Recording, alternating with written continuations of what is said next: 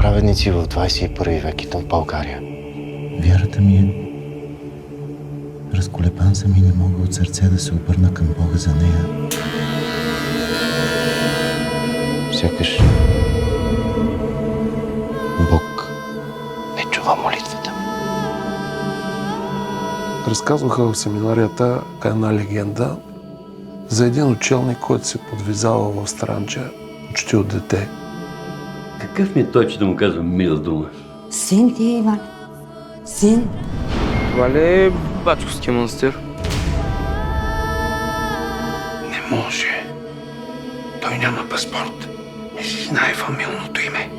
Добър вечер, другаря монах. Ето, 3000 сърце. Има ли надежда? Господ е последната надежда. Не, доктора, не е последната. Това е единствената.